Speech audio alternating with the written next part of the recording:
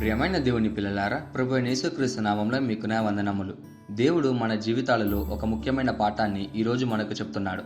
మన చుట్టూ ఉన్న ప్రపంచం ఎప్పుడు దేవుని మాటను వినకపోవచ్చు. కొంతమంది ఎగతాళి చేయొచ్చు, మరి కొంతమంది తిరస్కరించవచ్చు. కానీ దేవుని పిలుపు ఏంటంటే, నువ్వు భయపడక నేను చెప్పిన మాటను ప్రకటించు అని. మనకు సమాధానం వస్తుందా, మనం అంగీకారం పొందుతామా అనేది మన పని కాదు.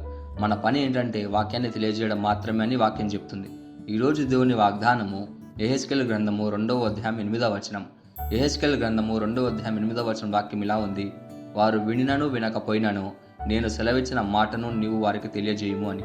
ఈ వాక్యంలో దేవుడు యెహెజ్కేలుతో మాట్లాడుతున్నాడు. ఇజ్రాయేలు తిరుగుబాటు ఉన్నప్పుడు వారు దేవుని వాక్యాన్ని అంటే ఆయన మాటను ఇష్టపడకపోయినా దేవుడు యెహెజ్కేలు పిలిచాడు. వారు వినినా వినకపోయినా నువ్వు ప్రకటించు అని ఆయన ఆజ్ఞ ఇచ్చాడు. ఇది మనకు ఒక శక్తివంతమైన పాఠం చెప్తుంది. మొదటిగా దేవుని వాక్యాన్ని మనం జవాబుదారులము అని. ప్రజలు వింటారా లేదా అనేది మన బాధ్యత కాదు. దేవుని మనల్ని చెప్పమని పిలిచాడు, మనం చెప్పాలి. వాళ్ళు వింటారా, నన్ను తిడతారేమో, వాళ్ళు మారరు, ఇవన్నీ కాదు. వారికి తెలియజేయమని ఆజ్ఞ ఇచ్చాడు, మనం పాటించాలి. రెండోదిగా ధైర్యం మరియు విధేయత ఉండాలి. తిరస్కారం ఎదురైనా మనం దేవుని మాటను స్పష్టంగా చెప్పాలి. దానికి చాలా ధైర్యం కావాలి. అలాగే దేవుని పట్ల అపారమైన ప్రేమ ఉండాలి. ఎందుకంటే ఒక్కసారి ఊహించండి, ఎవరైనా మనల్ని ద్వేషించినా లేదా కొంచెం కోపం తెప్పించినా, మాట వినకపోయినా మనం వారితో మాట్లాడలేము.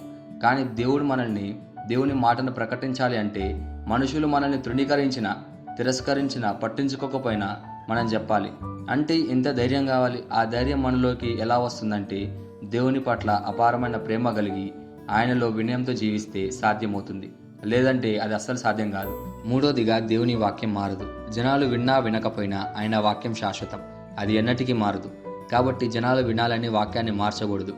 జనాలు విన్నా వినకపోయినా దేవుని వాక్య సత్యాన్ని బోధించాలి, ప్రకటించాలి.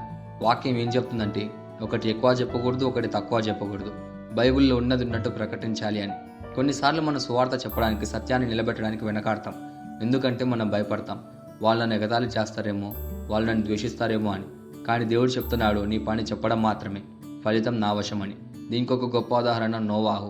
దేవుడు నోవాహుకు ప్రళయం రాబోతుందని చెప్పాడు. ప్రజలు వినకపోయినా అతడు ఏళ్ల తరబడి ఓడను కడుతూ దేవుని హెచ్చరికను ప్రకటించాడు. అతన్ని ఎగతాళి చేసినా వినకపోయినా నోవాహు ధైర్యంగా దేవుని ఆజ్ఞను అనుసరించాడు.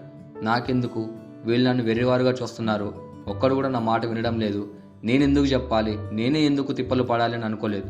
నేను దేవుణ్ణి ప్రేమిస్తున్నాను, ఆయన అంటే నాకు ఇష్టం, ఆయన చెప్పింది చేయడం అంటే నాకు ఇష్టం.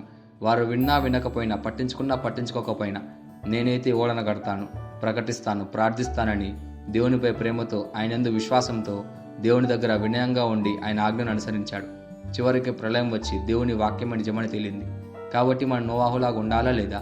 నన్ను ఎవరూ పట్టించుకోవడం లేదు, నేను ఎందుకు చెప్పాలని అనుకోవాలా? దేవుడు చెప్తున్నాడు, వారు విన్నా వినకపోయినా నువ్వు చెప్పు. ఎందుకంటే నేను కదా నిన్ను హెచ్చించాలి, నేను కదా నిన్ను గణపరచాలి. అందుకే మనుషుల మాటను పట్టించుకోవద్దు, నువ్వు ప్రకటించు, నా గురించి చెప్పు అని దేవుడి రోజు నీతో మాట్లాడుతున్నాడు. ఈ వాగ్దానాన్ని మన జీవితానికి ఎలా తీసుకోవాలంటే, మొదటిగా ధైర్యం కలిగి ఉండాలి. ఎవరు విన్నా వినకపోయినా మనం సత్యాన్ని చెప్పాలి. రెండోదిగా దేవుని వాక్యానికి విధేయత చూపాలి. మనం చెప్పడం దేవుని ఆజ్ఞ, ఫలితం ఆయన వశం. మూడోదిగా ప్రార్థనతో నిండాలి. మన మాటలు మనవే కాదు, పరిశుద్ధాత్మ మార్గదర్శకత్వంలో ఉండాలి. నాలుగోదిగా ఓర్పు మరియు విశ్వాసం కలిగి ఉండాలి. దేవుని సమయంలో ఆయన వాక్యం ఫలిస్తుందని విశ్వాసంతో ఉండాలి. ఈ వాగ్దానాన్ని మనం స్వతంత్రించలాగా మనం ప్రార్థన చేద్దాం. మమ్మల్ని మిక్కిలిగా ప్రేమించిన ప్రియా పరలోకపు తండ్రి, నీకే కృతజ్ఞతాస్తుతులు, వందనాలు చెల్లించుకుంటున్నాం ప్రభువా. ఈరోజు నీ వాగ్దానం ద్వారా మాతో మాట్లాడినందుకు నీకే ధన్యవాదాలు చెల్లించుకుంటున్నాం ప్రభువా. నీ వాక్యాన్ని ధైర్యంగా ప్రకటించే హృదయాన్ని మాకు అనుగ్రహించాం ప్రభువా. ప్రజలు విన్నా వినకపోయినా, ఎగతాళి చేసినా మేము వెనుకడుగు వేయకుండా నీ సత్యాన్ని తెలియజేయడానికి బలాన్ని ప్రసాదించాం ప్రభువా.